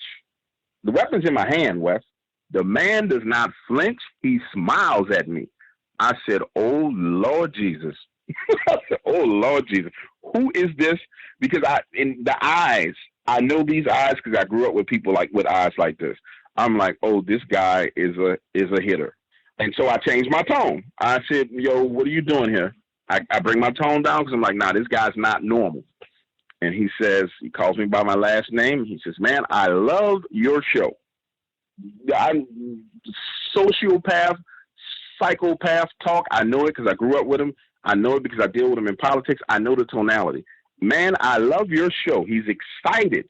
I mean, and Wes, I don't know if you ever dealt with these kind of people, but when they pronounce words, it's exaggerated. Their mouth, it's like the words are bursting out of their mouth when they talk, right? Almost sarcastic. Almost sarcastic, but it's like the words burst out. I love your show, and I didn't want to knock on your door because I thought that would be a little bit too much, so I wanted to make sure you saw me, and I figured based on what I know about you that eventually you would come see me. I said, oh, I'm sitting there saying, oh, Lord, what do you want, my friend? And I said, for future reference, man, let's set this straight. Knock on the door and say hello. I said, because my kids have been inside and you made he's like, that is not my intention. He said, I just wanted to tell you how much I enjoy your show. And I think that, what you do is amazing. What you do is great. You just need to be a little more careful with some of the stories that you're telling and some of the people that you talk to, because some of these things are things that, somebody would not like to be heard. I already know what that means, Wes. There's no, I'm not dense. I'm not dumb like a doorknob. I know what it means. I've seen those threats being made to people before. It is the worst threat that a person can make to you. It's a person screaming and hollering, I'm going to do you this. That is not a threat. This is a threat. Yeah. And I said, well, how long have you been listening to me? He says, for about a month now. And I said, is it based on someone I've spoken to? And I don't think I've ever told anybody this, the whole story. And he said, yeah, a couple of people you talked to. And I said, would you like to tell me what the problem is? He said, well, actually, there's no problem because you're real smart. You don't take anything. He said, so it really is entertainment for you. He said, but initially, it didn't seem like it was entertainment. I said, man, it is entertainment.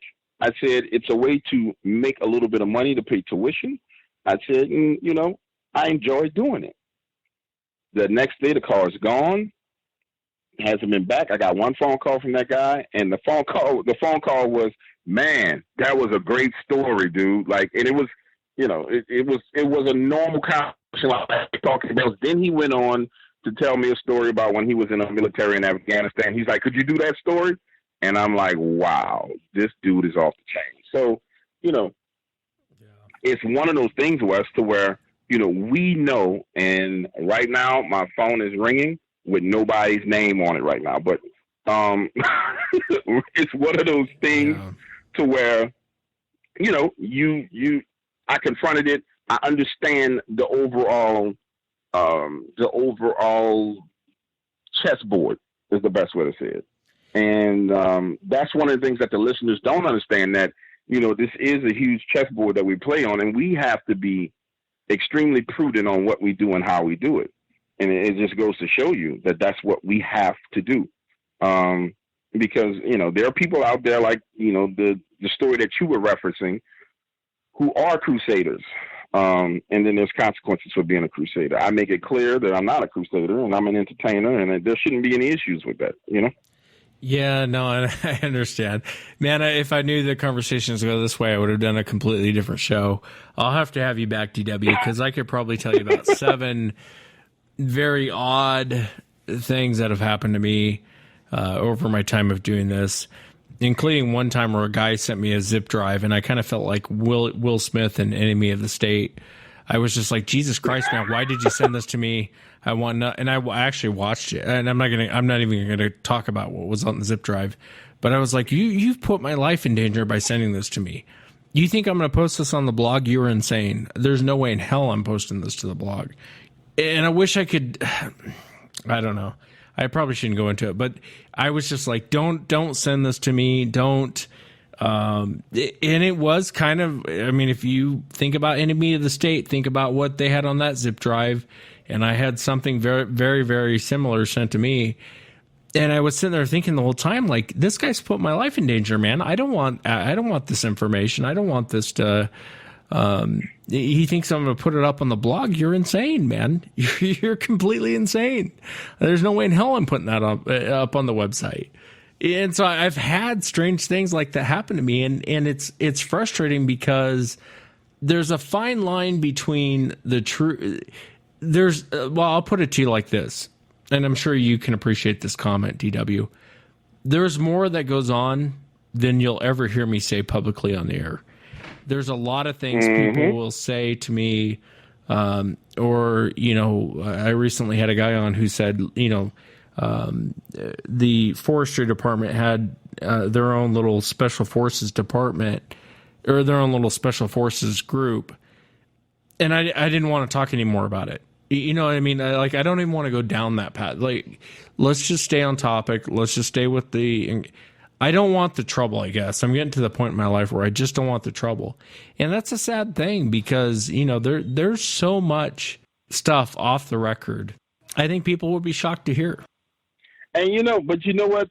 It's really not about about us taking our stance. There's somebody who's going to come along that wants to do that, and then they will do it, and they'll pay the consequences for it. Since the beginning of the time, we as human beings have understood self-preservation, and in an industry where the monetization does not equal out to the risk, you know what I'm saying? It makes no sense to even take that risk. It's not like there's enough capital to be raised or made in this to even think about going down that road, because you don't even have enough to defend yourself. Even if somebody really slapped you with a lawsuit, you would end up bleeding out of your pockets trying to defend yourself. And what people have to understand is there are so many tactics and techniques that can be used to discredit and destroy you that, it's better to take a stand and leave it alone. Now, as far as somebody sending me a thumb drive or something like that, I would literally spaz out like my name was Kanye West. I'd be like, man, what is wrong with you? Are you out of your... And then I would keep them on the phone because I know somebody's listening, and I would say, you need to get this back. I do not want this. In fact, I'm going to leave it on the porch, and it should disappear. Come get it. Whoever wants it, come get it. And that would be that. Because it's not worth it, man. It's not worth it. And people, the average person watches a movie, that Will Smith movie. They watch his TV show like The Blacklist, or they watch something like Scandal or something like that, and they don't realize that, man, that stuff is based on truth. It's not all fiction, and they don't understand that, and me doing some of the things I've done in the past and making some of the network connections I've had, I know for a fact. That's why I took that strong stance in the beginning that I'm not taking evidence, because I know the things that'll go wrong. I know on a small scale and a medium scale, the things that can go wrong, but on a large scale, where you're about to destroy industry or destroy a public figure because you got some information, it's not worth that, man. It's really, really not worth that. No, and it's funny because George Norrie gave me the best advice I ever had. Him and I talked for a while on the phone, and he said, Wes, walk the line, but don't step over the line. And I knew what he meant. You can walk on you can play in the gray area, just don't step outside of the gray area. Play around in the gray area, get as much information as you can, but the moment you start coming across real information, there's real consequences for that. I'll tell you this. I started on the IamDarkWaters.com website. There's these stories that I started. I started a story that came to me a year ago, and it's about, and it's crazy because it's about vampires here in New Orleans, right? Started doing a story. I stopped in the middle of it, and everybody's like, why you didn't finish it? Why you didn't finish it? It came to me from a retired NOPD officer, who was sucked into this world. And the story turns out that it's not so much about these entities that exist in the city. that people talked about forever, not like these blood-sucking vampires, but these psychic vampires. But it really gets into this child trafficking that's going on. And it gets into stuff that just, it's crazy. And so I started doing it, and halfway through it, I said, it's time to stop. It's time to stop, because I started getting the stuff, and I'm doing it, and I'm like, somebody can really look this stuff up. And now they're going to be like, well, this guy's got all the information, and now I'm going to have a problem. And, the thing about New Orleans is New Orleans has, people don't understand it, but New Orleans has an elite class that is unlike any of the elites in the nation. We have very, very, very old money here. Old money. You're talking about 1800s money here. And I know some of these people because I've done business with them, and but at the same time, I know what those people are capable of. If you're working on a political campaign and someone can have the police follow you around for a month waiting for you to run a red light just because you were working on a campaign, that if you touch on something else, that there's, more consequences and repercussions. So, we kind of jumping into the rabbit hole of, and I like talking to you, Wes, because when you and I talk, it's just like this is real. And so people kind of get the idea of the conversations. But, for the audience that's listening, I think what this does is it gives people a great appreciation for what we do, because there is a line that, you can't even put your toe across that line without there being a problem. George Norrie is right, and we have to walk that line. I try and leave myself a foot between myself and that line and don't get too close to it. Yeah, and it's frustrating because, we're all looking for the truth. And so there's a lot of things that I would love to share with the audience. There's a lot of things I've come across I'd love to share with the audience. There's a lot of there's been witnesses where I told them, don't come on the air. It's going to be too much of a problem if you come on the air. And it's some of the best encounter stories you've never heard. I mean, stuff like government stuff. And I'll tell them, don't. And if they would ask me that 2 years ago, I would have said, hell yeah, I'm putting them on the air. And now today I'm like, well, let me think about this. Let me think about if the shoe was on the other foot, how would I react to this? And so it's kind of frustrating because, in this different media of podcasting or YouTubing, we should be free to post whatever we want. We should be free to post any show we want. But that's not necessarily the case. There's some shows I've never posted because I'll stop and I'll really stop and think about it and go, this might be too much of a hassle. This might cause me some problems. And so I'll move on and just do something else. And it's frustrating. Us being alternative media, we should be able to step across the line. We should be able to go way outside of the gray area and start, rattling some cages. But that's simply not the case. It's simply not true. Anyone that has real information, you just don't do it. Anyone who has real information, and the truth of the matter is we are able to do it. It's just that we are smart enough to know the consequences. And that's the thing, the beauty of having a First Amendment where you can speak your mind and yes, you can do it, but there are consequences. And you have to weigh the options. And so there's nothing wrong with it, and if people weigh the options more, they're going to have so many problems with people. You just have to make smart decisions. I like doing it in the story format because there are some stories that I've shared that are 100% true, that the way I did it, people are going to always question it and say, well, that couldn't have possibly happened. No, that's 100% true, but you'll never believe it's 100% true. And I'm fine with you not believing it's 100%, but it's 120% true. And I took stuff out of the story because it didn't belong in the story. So that's why I love doing it in the story format, because, when I was in my early 20s, my mentor told me, he said, man, anytime you want to share information with a person, share it to them in story format. And that way it's easily digestible. And they swallow it and they take it and they don't fight you on it. So I tell people all the time, there is truth in every one of my stories.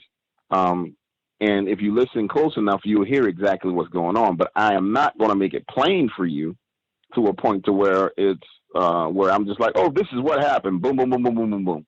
Use your imagination, use your intelligence, and you will have my body of work gives you everything you will ever need to know about a number of cryptids, Dogman, Bigfoot in particular. I mean, everything is there.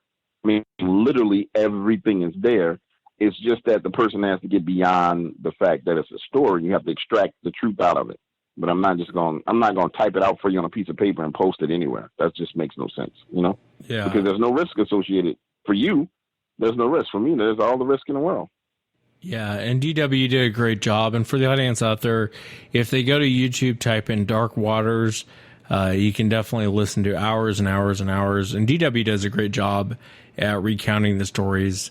So go to YouTube, subscribe to Dark Waters. Definitely check out his videos. I listen to him all the time. DW, thanks for coming on, man. Awesome, man. And they can follow me on Facebook at /DarkH201. That's the same thing on Twitter. Make sure you check out the website at IamDarkWaters.com. Check out the YouTube channel. And I appreciate you having me on, buddy. I really do. No, I appreciate you coming on. Thanks so much, man. All right, thanks, buddy. I'll talk to you soon. And that's it for tonight, everyone. Remember, if you've had an encounter, shoot me an email. My email address is wes@SasquatchChronicles.com. Until next time, everyone.